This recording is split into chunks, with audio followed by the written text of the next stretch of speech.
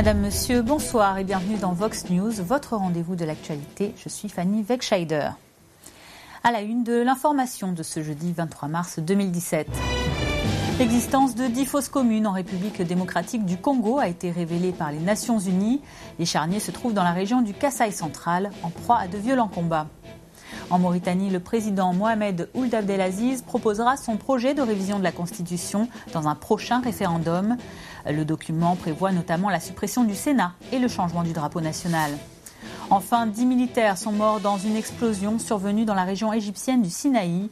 Ils affrontaient des membres de l'État islamique. Bonsoir à tous. L'existence de 10 fosses communes dans la province du Kasaï central en République démocratique du Congo a été révélée mercredi. Des enquêteurs des Nations Unies ont précisé les localisations de ces charniers. 7 ont été découverts dans le territoire de Demba et 3 dans celui de Tchimboulou. Le Bureau conjoint de l'ONU aux droits de l'homme en République démocratique du Congo a ajouté que des allégations très sérieuses existaient également sur l'existence d'autres fosses communes, mais qu'elles devaient encore être confirmées. C'est dans ces régions de Demba et de Tchimboulou, au sud du Kasaï central, que la rébellion Kamwina Nsapu est née en septembre dernier, avant de s'étendre à 3 provinces voisines, faisant au moins 400 morts au Kasaï. Le groupe armé porte le nom d'un chef coutumier local qui était entré en conflit avec le pouvoir central, avant d'être tué par les forces de l'ordre en août 2016. L'ONU accuse les rebelles de nombreux massacres et du recrutement d'enfants pour en faire des soldats. Les forces de l'ordre congolaises ne sont pas non plus en reste. Les Nations Unies leur reprochent régulièrement d'user de la force contre les miliciens, et ceci de manière disproportionnée. La détérioration de la situation en matière de sécurité en RDC demeure une source de préoccupation majeure. Comme indiqué dans le rapport du secrétaire général, la violence et les menaces contre les civils ne sont plus concentrées dans l'est du pays. Les violences communautaires et les affrontements interethniques se sont propagés depuis les zones déjà touchées par les conflits armés comme les 2 provinces du Kivu, le Tanganyika, les 3 provinces du Kasaï, Lomami et Congo central. L'activité de groupes armés dans l'Est a également augmenté récemment avec des anciens éléments M23 qui refont surface. L'accord du 31 décembre offre un chemin clair vers la tenue des élections, préparant le terrain pour le retrait et la sortie de la MONUSCO. Le principal objectif stratégique de la mission au cours des prochains mois sera donc de favoriser l'établissement d'un environnement propice à la tenue en temps opportun d'élections pacifiques, crédibles et inclusives conformément aux dispositions de l'accord. Des massacres également dans la République centrafricaine voisine. Des combats entre groupes armés rivaux auraient fait en début de semaine une 20aine de morts, principalement des civils. Une source militaire évoque l'implication de membres de l'ancienne rébellion ex-Seleka et d'ex-Anti-Balaka. Les faits se sont déroulés dans des villages proches de Bakouma. Le bilan des pertes humaines fournies est provisoire et pourrait encore s'alourdir. Les violences se poursuivent encore dans la région. Bakouma est une zone particulièrement sensible. Elle abrite un gisement d'uranium et elle n'est couverte par aucune présence militaire, ni des forces centrafricaines, ni de la mission des Nations Unies.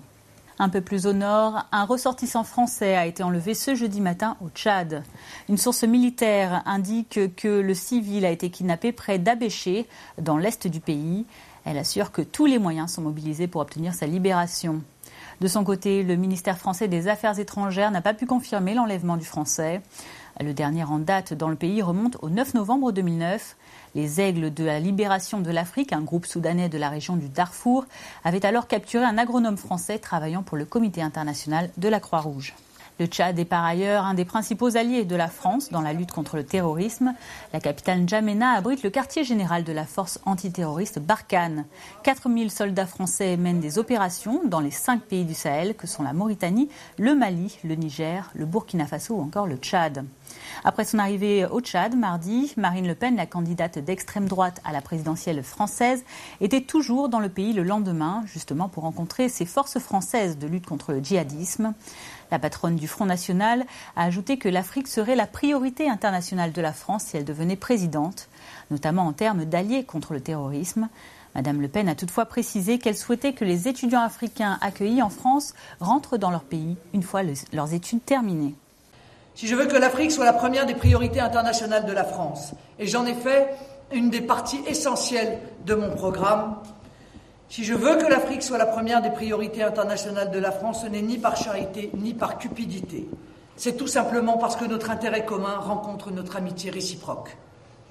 La France doit avoir une politique africaine et au sein de celle-ci des priorités et des alliances privilégiées avec ses amis historiques. Je peux vous assurer que les perspectives d'évolution de l'Afrique mobilisent toute mon attention et que présidente de la République française, j'en ferai, comme je vous l'ai dit, une priorité en politique extérieure. Encore une fois, au-delà de notre amitié, il en va de l'intérêt supérieur de mon pays, du vôtre et de nos deux continents. Au Rwanda, l'épouse d'un membre de l'opposition a comparu ce jeudi devant un tribunal de Kigali. Madame Uwamahoro et son cousin Jean-Pierre Shumbusho, policiers à Kigali, sont accusés tous les deux de révélation de secrets d'État, de formation d'un groupe armé illégal et d'infraction contre le pouvoir établi ou le président de la République. L'audience doit décider du maintien en détention ou non de la Rwando-britannique, qui est enceinte, et c'est jusqu'à l'ouverture de son procès. Réponse lundi. L'accusation reproche à Mme Uwamahoro d'avoir demandé via la messagerie WhatsApp à M. Shumbusho de lui révéler des informations relatives à la sécurité de l'État et de lui avoir demandé d'aller en Ouganda pour former un groupe armé pour attaquer le Rwanda. Alors si le co-accusé a demandé pardon et reconnu les accusations, Mme Uwamahoro a quant à elle nié les faits. L'époux de l'accusé est Faustin Rukundo, un cadre en exil du parti d'opposition du Congrès national rwandais, qualifié de terroriste par Kigali. En Tanzanie, le président John Magufuli a limogé ce jeudi son ministre de l'Information, Nape Nnauye, sans aucune précision du motif. Un communiqué de la présidence a immédiatement annoncé la nomination d'un nouveau ministre. M. Nape Nnauye était au cœur d'un tollé soulevé à l'encontre du gouvernement. Le gouverneur de la province de Dar el-Salam, Paul Makonda, est accusé d'avoir fait pression sur un média tanzanien vendredi dernier. Le jeune homme nommé par le président l'année dernière avait investi les locaux de Clouds FM, accompagné de 6 soldats armés. La scène filmée le montre ordonné à la rédaction de diffuser une vidéo. Le ministre de l'Information avait alors lancé une enquête sur l'incident lundi. Les conclusions dévoilées mercredi soir sont défavorables au gouverneur, par ailleurs soutenu publiquement par le chef de l'État. En Afrique de l'Ouest, le président mauritanien vient d'annoncer qu'il lancerait un référendum sur son projet de révision de la Constitution. La loi fondamentale est en vigueur depuis 1991. Le projet de sa modification prévoit entre autres la suppression du Sénat et le changement du drapeau national. Le projet de loi avait été approuvé le 9 mars par l'Assemblée nationale, avant d'être rejeté le 18 par 33 des 56 membres du Sénat. Pour être validé, le document devait être adopté par chacune des deux chambres du Parlement à la majorité des 2 tiers et ensuite être soumis à un congrès parlementaire. Le président, Mohamed Ould Abdelaziz, assure qu'un référendum sera organisé le plus rapidement possible. On ne peut pas laisser une 33 élus prendre en otage tout un peuple, ce n'est pas possible. Et là, je suis l'arbitre. Et quand j'ai quitté le pouvoir, je suis mauritanien. Je ne vais pas émigrer à l'extérieur. Je resterai ici. Et je continuerai à m'intéresser à la politique, à soutenir, et à défendre. Donc, je voudrais même qu'on change la Constitution après. Des violences intercommunautaires ont fait au moins 8 morts dans le centre du Mali. Des affrontements ont eu lieu mercredi entre des membres de la minorité Peul et des Dozo, des chasseurs traditionnels appartenant essentiellement à l'ethnie Bambara. L'expédition punitive à l'origine s'est tenue à Banikoro et à Songo, à une vingtaine de kilomètres de la ville de Diabali. En février dernier, des violences similaires avaient déjà fait plus de 20 morts et des centaines de déplacés. Les Dozo accusent les Peuls d'avoir volé de nombreux bœufs de leurs troupeaux. Au Bénin, la présidente du conseil d'administration de Sasakawa a quitté Cotonou ce jeudi après 4 jours de visite. Sasakawa est une association internationale qui travaille à dynamiser le secteur agricole. L'actuel pouvoir exécutif veut miser sur le secteur agricole pour en faire un levier de développement économique. Patrice Talon a ainsi échangé avec la présidente du conseil d'administration de l'association ainsi que sa délégation. Et l'ancien président Nicéphore Soglo, par ailleurs membre du conseil d'administration de Sasakawa, revient lui sur le nombre de pays africains qui ont profité de l'aide de l'association. Ça dépend de la volonté du gouvernement parce que dans cette affaire-là, il n'y a pas de miracle sans l'implication totale, sans réserve, d'abord du premier magistrat du pays. C'est la même chose qui est arrivée en Inde avec Indira Gandhi et son ministre de l'Agriculture. C'est la même chose qui est arrivée au Pakistan avec Ayoub Khan et son ministre de l'Agriculture. C'est la même chose qui est arrivée en Éthiopie qui exporte maintenant Vous imaginez? De la nourriture. Avec Belez Zenawi. C'est la même chose dans 14 pays africains. Jerry Rawlings au Ghana. Museveni en Ouganda. Le Mali. La Guinée. Et naturellement des pays comme le Malawi. Et évidemment le Nigeria. Et il est tout à fait normal que Sassakawa soit dans ce pays. Parce qu'avec Sassakawa, nous avons organisé la fête des paysans tous les ans. Les meilleurs paysans de ce pays, 6 par département, étaient distingués chaque année. On les remerciait. Les inondations ont fait au moins 11 morts en Angola. C'est ce que viennent d'annoncer les services de secours du pays, ravagés cette semaine par des pluies torrentielles, également responsables de plus de 340 familles sans abri dans le nord-ouest du pays. Au total, ce sont 500 000 Angolais qui ont été affectés. Au titre des dégâts matériels, plus de 5 000 habitations et plusieurs écoles et centres de santé ont été inondés.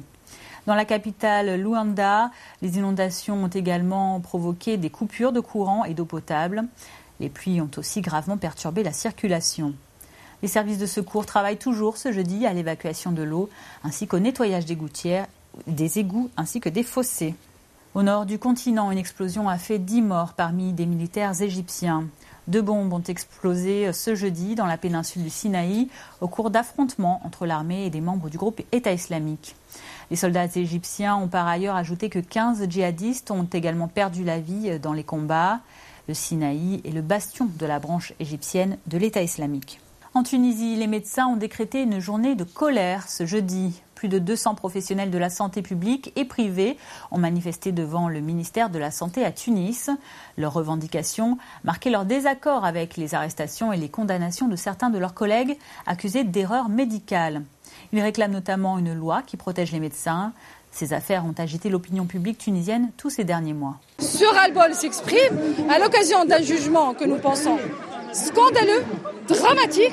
Un collègue à nous, un médecin anesthésiste réanimateur, travaillant dans une région sous-médicalisée, sinistrée d'un point de vue médical, à la suite d'un accident transfusionnel, se voit jugé et la sentence était lourde, 1 année d'emprisonnement pour le médecin et 6 mois ferme pour l'infirmier. En Tunisie, il n'y a pas une loi qui définit la responsabilité médicale jusqu'à notre jour, malgré les recommandations de l'OMS. Cette loi tarde à venir. Depuis le 8 février, on a fait une assemblée générale, on a demandé à l'autorité compétente, c'est-à-dire le ministère de la Santé publique ou le gouvernement, de faire sortir cette loi et rien n'a été fait. La loi sur la responsabilité médicale tardera à venir, il faut qu'elle passe par le gouvernement, puis il faut qu'elle soit délibérée devant la Chambre, le Parlement, c'est-à-dire. Donc, en attendant, on demande une initiative législative pour 2 mesures transitoires qui empêchent la détention de médecins suite à une suspension d'un accident médical lors de l'exercice de son métier. Restons en Tunisie où une enquête vient d'être ouverte sur les exactions coloniales commises durant la période de l'autonomie interne en 1955 et juste après l'indépendance de 1956. C'est l'instance Vérité et Dignité qui est chargée de mener à bien le processus de justice transitionnelle du pays d'ici à 2018. Des investigations ont été lancées dans les régions de Tataouine au sud et de Bizerte au nord de la Tunisie. Objectif, constituer des dossiers de demande en réparation, mais surtout faire en sorte que la politique coloniale française soit jugée et que la France reconnaisse ses crimes. Une audition publique sur ce sujet aura lieu vendredi 24 mars. L'interdiction par le Royaume-Uni de certains équipements électroniques dans les cabines d'avion a également fait réagir la population tunisienne. La Tunisie est concernée par la mesure au même titre que tous les pays arabes et la Turquie, en provenance desquels partent des vols directs en direction du Royaume-Uni. Les réactions en Tunisie concernent notamment l'impact de cette interdiction sur le tourisme. Nous verrons éventuellement avec le ministre des Affaires étrangères et l'impact, on verra ce que ça peut avoir. Bon, il y a eu plusieurs décisions à l'encontre de touristes venant de pays musulmans. J'espère que les choses vont s'arranger. Il faudrait qu'on essaie de traiter ou d'améliorer nos relations diplomatiques, d'essayer d'en parler avec les Britanniques, parce que c'est vraiment important pour nous. Tant que l'Angleterre maintienne ses restrictions envers la Tunisie et de temps en temps les consolide davantage avec des décisions pareilles, bien sûr, ça a un impact négatif sur le tourisme tunisien. Hors Afrique, à présent, nous en savons un peu plus sur l'attaque terroriste menée mercredi à Londres, au Royaume-Uni. La police a identifié l'auteur de l'attentat comme étant Khalid Massoud, un homme de 52 ans né dans le Kent, dans le sud-est de l'Angleterre. Inculpé à plusieurs reprises pour possession d'armes, il ne faisait l'objet d'aucune enquête en cours et ne figurait pas sur la liste des renseignements britanniques des 3000 personnes les plus susceptibles de commettre un acte terroriste. Ce jeudi, le groupe État islamique a revendiqué l'attaque qui a fait 3 morts en plus de l'assaillant. Khalid Massoud a lancé mercredi en début d'après-midi sa voiture contre la foule d'un trottoir du pont de Westminster. Ce lieu hautement touristique près de la Tamise fait face à Big Ben. 2 piétons ont été tués, des dizaines d'autres ont été blessés, dont des lycéens français. Le terroriste est ensuite parvenu à entrer dans la cour du Parlement, poignardant un policier à mort avant d'être abattu par les forces de sécurité. 8 personnes ont été arrêtées dans le cadre de cette enquête. Et en Belgique également, une attaque terroriste aurait pu être menée ce jeudi. Un conducteur a été arrêté à Anvers après avoir lui aussi tenté de foncer sur la foule en fin de matinée. Plusieurs armes, dont un fusil, ont été découvertes dans le véhicule de l'homme. Il a été identifié comme Mohamed R, né le 8 mai 1977 et de nationalité française et domicilié en France. La décision est accueillie avec émotion. En Allemagne, d'anciens condamnés poursuivis pour homosexualité dans les années 1950 viennent d'être réhabilités. Pour certains d'entre eux, rien n'effacera le poids d'une vie dans la peur et dans la clandestinité. Reportage. Poursuivis pour relations contre nature, Gottfried Lorenz et Friedrich Schmeling ont eu des ennuis avec la justice dans leur jeunesse pour avoir fréquenté d'autres hommes. Et cela sur la base d'un texte nazi resté en vigueur longtemps après la Seconde Guerre mondiale. Aujourd'hui, le ministre allemand de la Justice Heiko Maas souhaite réhabiliter les homosexuels qui, comme Friedrich, ont été condamnés sur la base de ce texte jusqu'à la fin des années 60. Lui s'en réjouit, même si cela arrive bien tard, trop tard. Il avait 15 ans lors de sa condamnation, il en a 74 aujourd'hui. J'ai déjà eu 2 cancers, donc je me dis que je vais peut-être avoir le plaisir d'être réhabilité bientôt.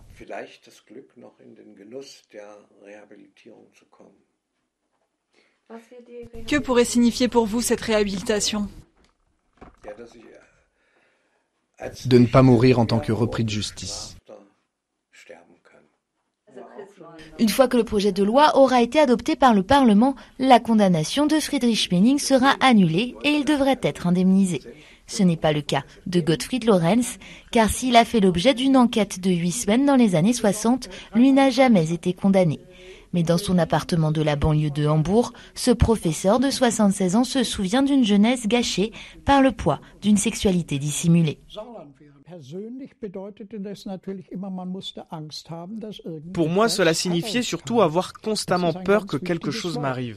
C'est très fort. Ça pouvait me tomber dessus à tout moment. C'était un poids sur ma vie.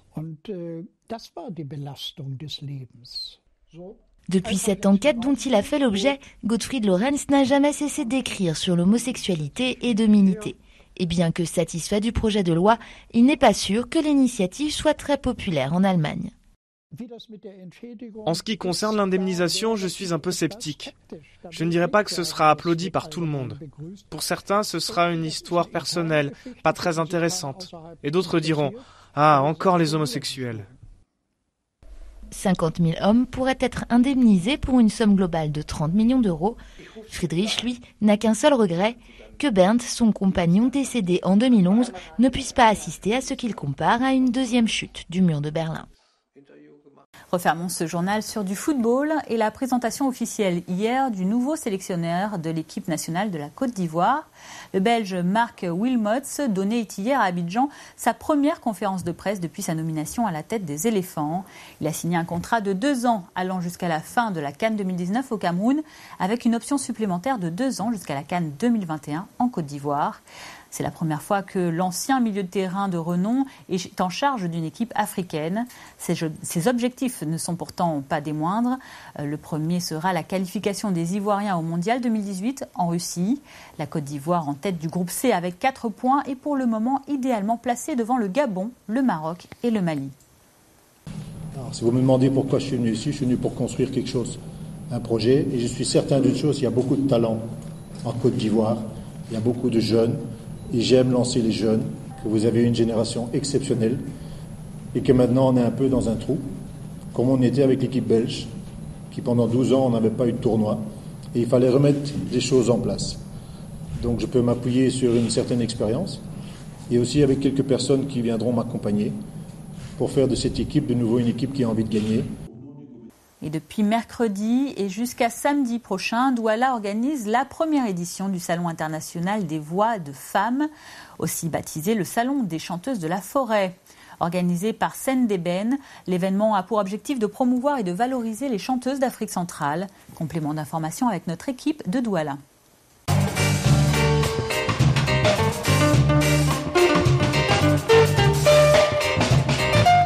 La salle de spectacle de l'Institut français de Douala a pour l'occasion fait salle comble. À l'affiche, 2 jeunes artistes, 2 femmes, 2 grandes voix du programme FEM qui ont en commun leur prochaine participation au 8e jeu de la francophonie qui se tiendront en Côte d'Ivoire. Une volonté pour le Salon des voix de FEM qui, pour son concert d'ouverture, a voulu mettre en scène ces étoiles qui font briller au mieux la musique de l'Afrique centrale hors de ses frontières.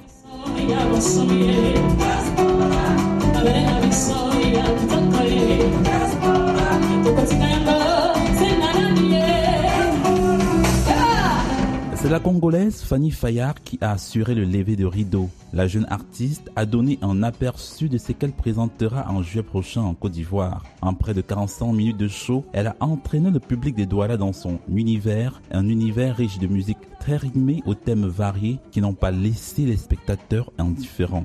Un pari gagné pour sa première scène camerounaise. C'est une grande joie de participer aux voix de femmes. En fait, je ne m'attendais pas à ce beau public, je ne m'attendais pas à tout ce que je vis. Donc c'est vraiment une grande joie. Le spectacle va aller grandissant avec la montée sur scène de l'artiste camerounaise L'Or Noir. Avec un style loufoque, chantant les déboires de femmes, elle va rapidement dompter le public de Douala, dont elle a d'ailleurs l'habitude.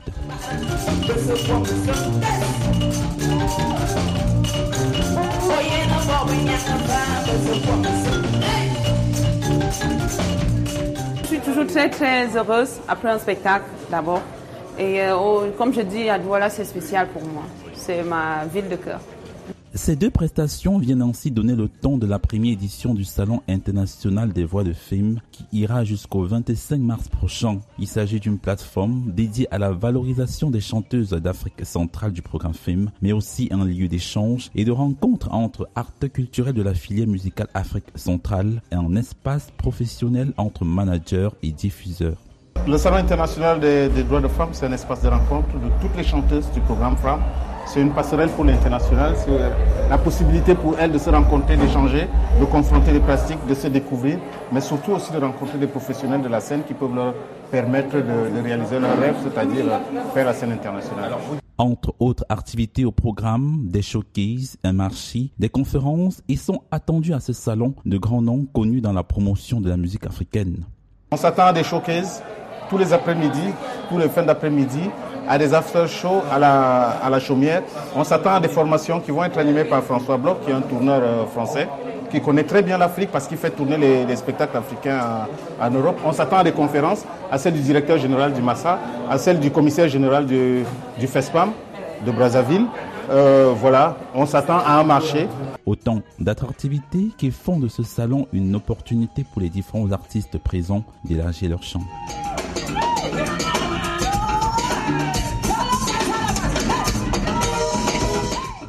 C'est la fin de ce journal. Avant de nous quitter, voici le rappel des principaux titres développés ce soir. L'existence de 10 fosses communes en République démocratique du Congo a été révélée par les Nations Unies. Les charniers se trouvent dans la région du Kasaï central, en proie à de violents combats. En Mauritanie, le président Mohamed Ould Abdelaziz proposera son projet de révision de la Constitution dans un prochain référendum. Le document prévoit notamment la suppression du Sénat et le changement du drapeau national. Et enfin, 10 militaires sont morts dans une explosion survenue dans la région égyptienne du Sinaï. Ils affrontaient des membres de l'État islamique. C'est la fin de cette édition. Merci à vous de l'avoir suivi. Rendez-vous vendredi pour un nouveau Vox News. Bonne suite de programme sur votre chaîne panafricaine.